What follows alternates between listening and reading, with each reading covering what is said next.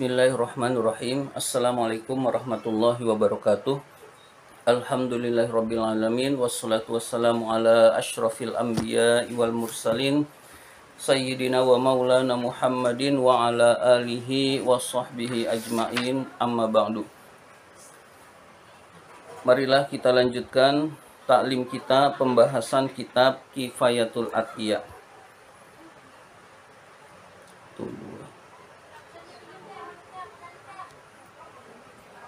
Sekarang masih halaman 17. Halaman 17.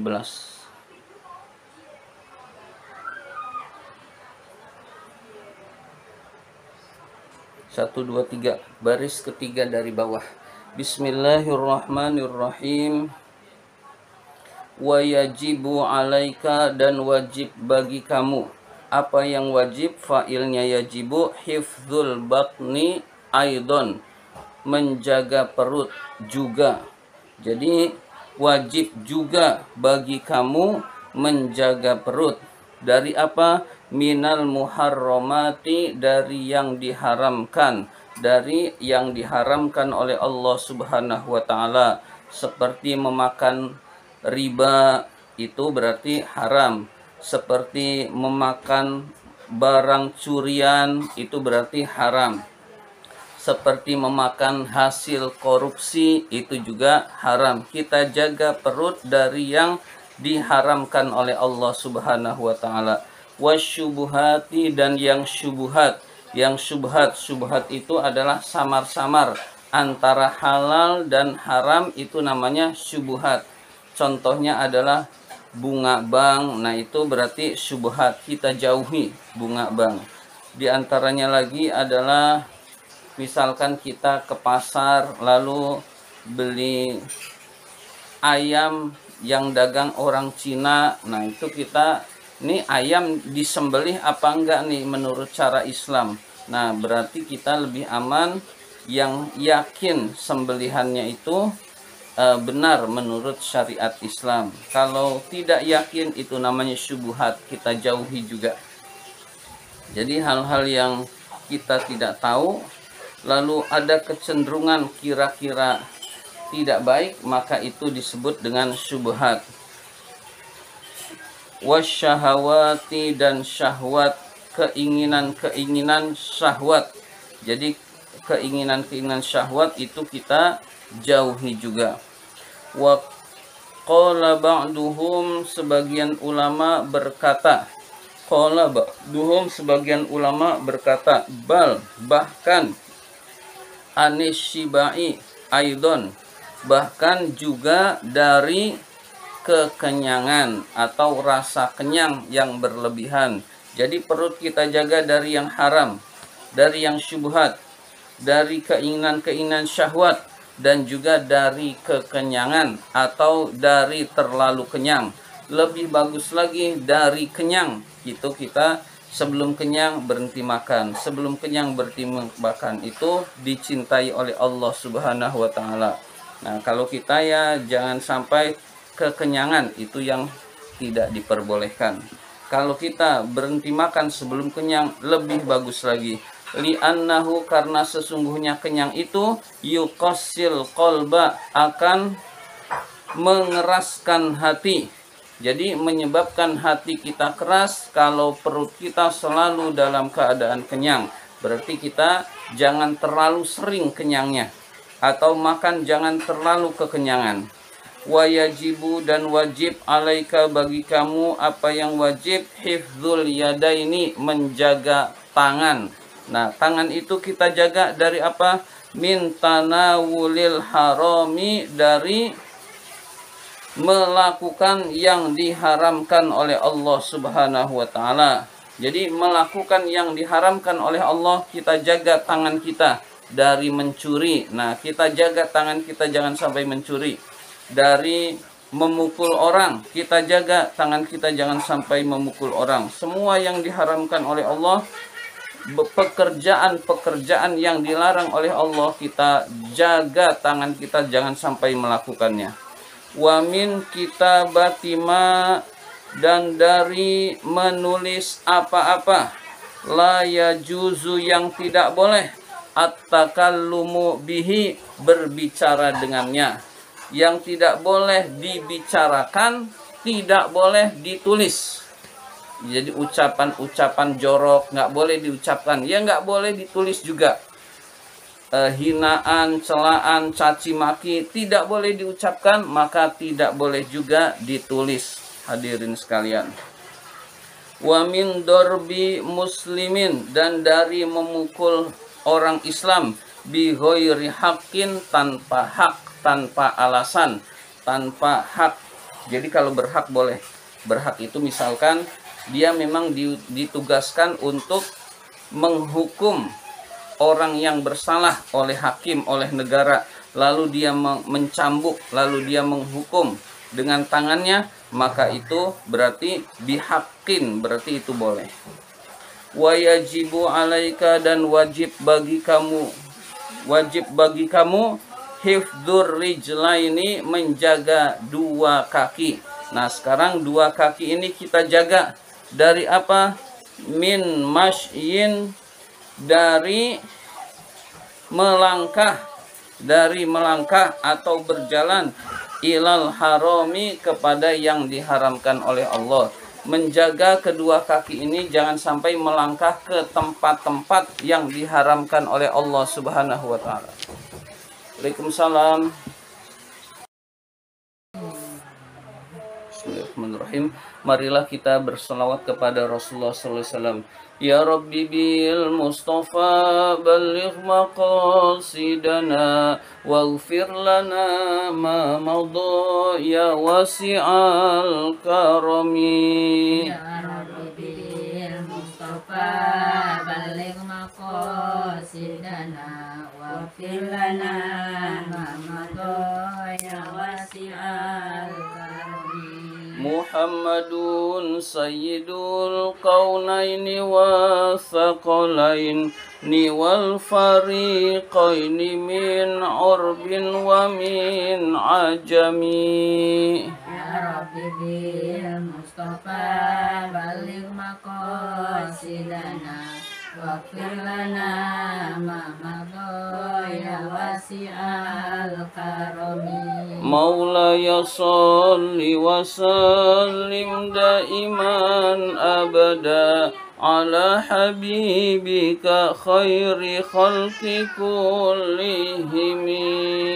Ya Rabbi bil Mustafa balligh maqasidana waghfir lana ma madha ya wasi'al karami. Huwal habibul ladzi turja syafa'atuhu likulli haulim minal ahwali muqtahimi. Ya Rabbi bil Mustafa balligh maqasidana waghfir lana ma madha ya wasi'al karami. Marilah kita lanjutkan pembahasan kitab Kifayatul Atqiyah. Sekarang masih halaman 17. 1, 2, 3. Baris ketiga dari bawah. Halaman 17, baris ketiga dari bawah. Bismillahirrahmanirrahim. Wa yajibu alaika, dan wajib bagi kamu. Apa yang wajib? Fa'ilnya yajibu. Hifdzul batni, menjaga perut. Aidon, juga. Maksudnya wajib juga bagi kamu menjaga perut. Jadi kita wajib menjaga perut dari apa? Minal muharramati, dari yang diharamkan oleh Allah, dari keharaman-keharaman yang diharamkan oleh Allah Subhanahu wa taala. Jadi perut kita jaga. Jangan sampai memakan riba, jangan sampai memakan hasil curian, jangan sampai memakan daging babi misalkan, jangan sampai memakan seluruh yang diharamkan oleh Allah, baik diharamkannya itu zatnya memang haram atau prosesnya itu haram. Dua-duanya kita jaga. Misalkan yang zatnya itu haram, misalkan daging babi, mau boleh beli, tetap daging babi itu haram untuk dimakan. Kemudian misalkan prosesnya, misalkan dari hasil korupsi, uang rakyat kita makan, itu berarti haram dari hasil prosesnya, hasil mencuri. Yang dimakan memang nasi itu halal, tetapi hasil mencuri, duitnya hasil mencuri, maka makanannya pun menjadi makanan yang haram. Jadi kita jaga perut kita, jangan sampai memakan yang Allah haramkan. Kalau dikasih makanan, terus Iya. Makanan itu apa ya? Kita nggak boleh suudzon gitu sama Iya. yang memberi gitu Ustaz, Iya, ya. iya. Jadi kita makan halal nggak tuh Ustaz? Karena kita melihat perilakunya dia pengangguran gitu, tapi dia bisa ngasih gitu nih buat itu buat ngasih. Iya, iya. Gimana Ustaz? Jadi lihat secara zohirnya, dia pengangguran. Perkiraan pertama husnuzon, oh dia pengangguran, berarti kita ngasih. Kalau kita ragu-ragu, ya dia pengangguran, kok punya duit, kita ragu-ragu. Ya udah, kita terima kasih orang, buat orangnya udah halal, buat orang lainnya, buat kita subhat. Nih, iya, buat kitanya subhat. Ya, jadi buat kitanya subhat, jauhi lebih bagus. Tapi kalau kita mau husnuzon masih boleh. Kita mau barangkali pengangguran itu keluarganya pada kaya terus pada ngasih, maka kita husnuzon itu masih boleh. Tapi kalau kita kasih ke orang lagi, terimanya tetap, lalu kita kasih ke orang lagi, itu lebih bagus. Tapi kalau yang udah jelas-jelas, jangan diterima, langsung jangan diterima. Yang udah jelas-jelas jangan diterima. Oh, dia nyari duitnya nih, tukang rampok nih, kita tahu, udah nggak usah diterima, nggak boleh nerima. Kalau nerima malah haram. Jadi saya nggak menerima, terus langsung dijelasin aja. Pertama nggak nerima, kenapa nggak mau nerima, langsung dijelasin. Jadi sekalian dakwah ke dia bahwa itu cara nggak benar dan dibagi pun jadi haram buat saya. Jadi langsung dijelasin, nggak usah bertele-tele pakai alasan-alasan. Jadi langsung sekalian berdakwah, pekerjaan kamu kan begini, nah berarti uangnya haram, berarti saya nggak mau nerima, udah selesai begitu. Jadi langsung dijelaskan poinnya bahwa itu haram, nerimanya pun kita haram. Meskipun dikasih, tapi kita tahu itu hasil curian, berarti dikasih dari yang haram. Nah, tapi kalau kita ragu-ragu, itu jadinya subhat. Nah, jadi tapi kalau kita yakin, oh, kayaknya ini orang baik nih, kita terima, maka itu halal, begitu. Wasyubuhati, dan dari yang syubhat. Nah, dari yang syubhat misalkan seperti yang dijelaskan tadi, yaitu misalkan kita dikasih duit dari orangnya pengangguran. Nah, maka itu syubhat. Kalau kita terima saja, kita kasih ke orang lain, kita lebih selamat. Ya, kemudian misalkan lagi syubhat itu misalkan kita beli ayam yang jual Cina, bukan yang jual orang Cina. Nah, itu syubhat itu. Ini disembelih cara Islam apa enggak orang yang jual orang Cina? Berarti harus kita jangan beli ke yang ketahuan, yang kemungkinan besar tuh nggak disembelih secara Islam. Jadi kita cari yang nyembelihnya secara Islam, atau lebih aman motong sendiri, itu lebih aman. Ya, itu juga syubhat. Ayamnya halal, tapi proses motongnya nggak cara Islam, jadi haram. Kita lihat penjualnya, oh penjual Islam, udah yakin saja. Tapi kalau kita husnuzon saja. Tapi kalau kita udah tahu, oh pedagang ini nih motongnya nggak benar, udah nggak boleh di situ, jadi haram. Ya, jadi itu diantaranya yang syubhat. Syubhat itu ragu-ragu antara halal apa haram, itu ragu-ragu, kecenderungan haramnya ada, maka itu syubhat, kita jauhi. Ya, bunga bank itu juga kita jauhi. Ya, itu bisa haram, bisa juga syubhat, itu juga kita jauhi. Wasyahawati, dan keinginan-keinginan hawa nafsu. Jadi menghindari dari keinginan-keinginan hawa nafsu. Wa qala ba'duhum, sebagian ulama berkata, bahkan anis sibai aidon, dari kenyang juga. Jadi jaga perut kita juga dari kekenyangan, atau dari kenyang itu lebih bagus lagi.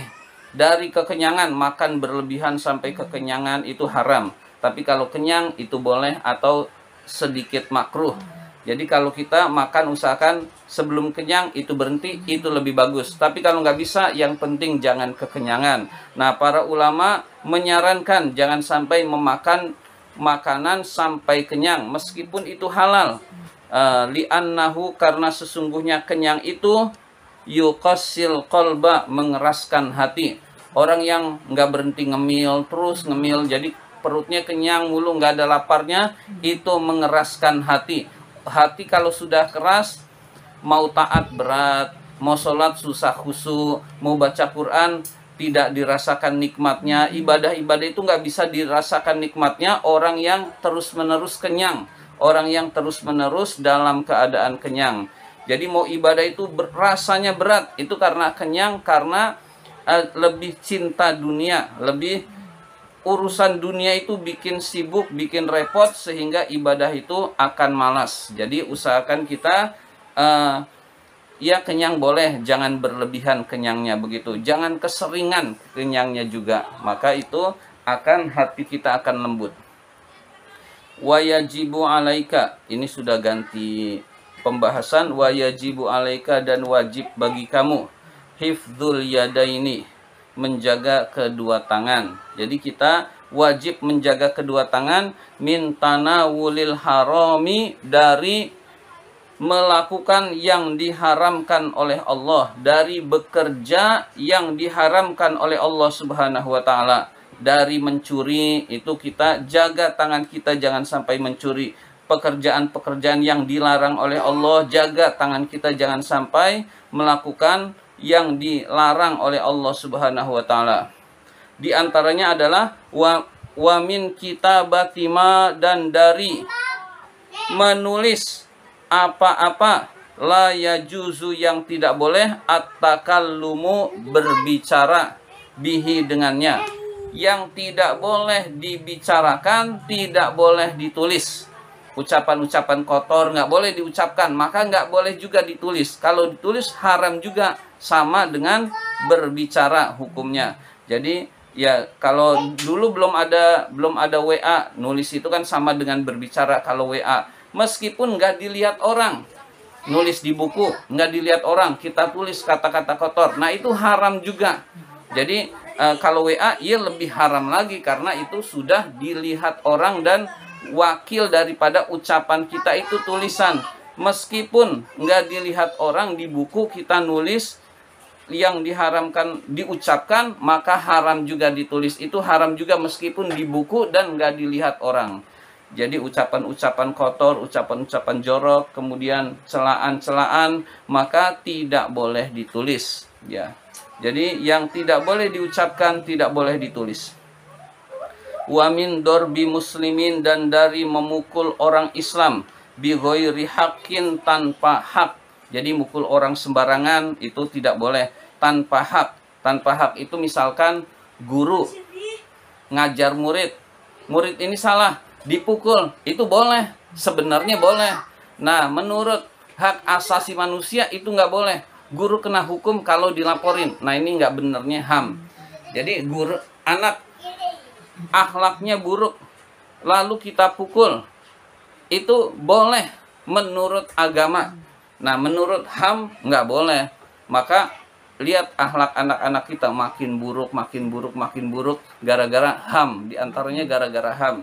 Jadi misalkan lagi diperintahkan 10 tahun belum sholat, orang tua harus memukul. Itu dipukul boleh, itu namanya bihakin, dengan hak. Dengan hak ya boleh itu dilakukan.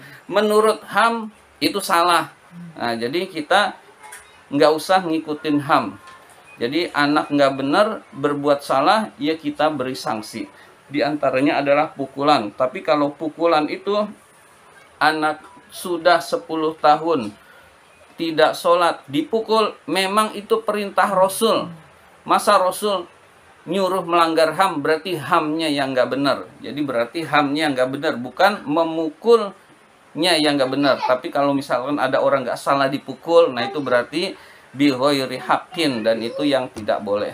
Jadi kita jaga tangan kita dari yang dilarang oleh Allah Subhanahu wa taala. Di antaranya di sini menulis yang tidak boleh diucapkan dan memukul orang Islam tanpa hak.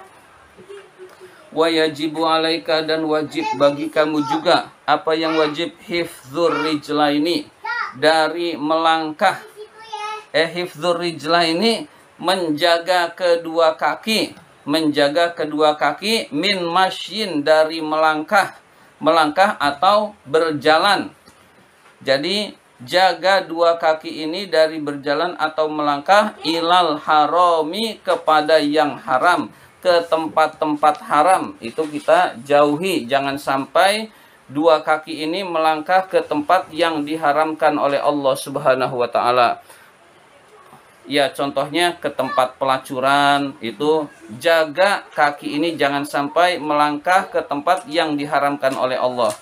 Ya, ke tempat misalkan tempat untuk mencuri, kita niat mencuri lalu kita melangkah, itu berarti langkah kakinya haram. Au ila sultanin zolimin, atau kepada penguasa yang zolim. Jadi kita datang ke penguasa yang zolim, itu hukumnya haram. Jadi datang ke penguasa yang zolim tujuannya biar dapat duit, biar dikasih duit, itu hukumnya haram.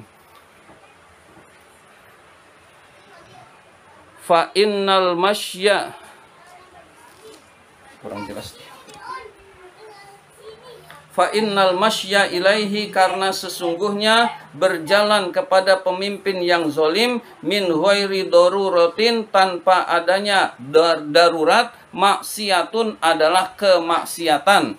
Jadi jalan ke pemimpin yang zolim tanpa adanya darurat, itu adalah maksiatun, kemaksiatan, artinya dosa. Jadi kita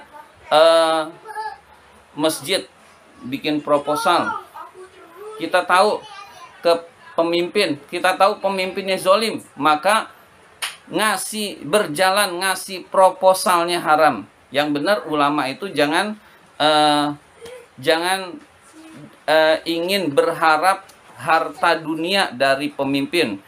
Kita berjalan mau menasihati, nah itu boleh. Dia koruptor, lalu kita berjalan ingin menasihati dia koruptor agar berhenti korupsi, nah itu yang diperbolehkan. Jadi kalau berjalan biasanya punya niat biar dia dapat, maka itu adalah haram. Tapi kalau pemimpinnya nggak zolim, ya boleh-boleh aja. Nah ini pemimpin yang zolim. Pemimpin yang zolim ya pemimpin yang menindas rakyat, pemimpin yang senang berbohong, pemimpin yang terus-menerus ingkar janji, pemimpin yang merugikan negara, itu namanya pemimpin yang zolim.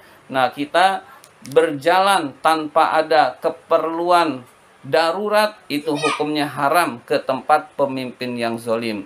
Nah kita kalau ke sana tujuannya ingin menasehati bahwa korupsi itu haram, bahwa ya kali aja benar, kali aja didengar, meskipun sulit untuk didengar, tetapi itu adalah kewajiban ulama. Jadi kita sudah biasa aja. Jadi jangan berharap apa yang dimiliki oleh manusia maka kita akan sengsara, tapi berharaplah selalu kepada Allah Subhanahu wa taala. Jadi kita jangan sampai kaki ini kita langkahkan ke tempat yang diharamkan oleh Allah dan juga ke tempat pemimpin yang zolim. Lalu tujuannya bukan untuk menasehati dia, tetapi untuk mendapatkan sesuatu, maka itu hukumnya haram. Demikian pembahasan kitab Kifayatul Atqiya kali ini. Marilah kita tutup dengan hamdalah. Alhamdulillahirabbil alamin.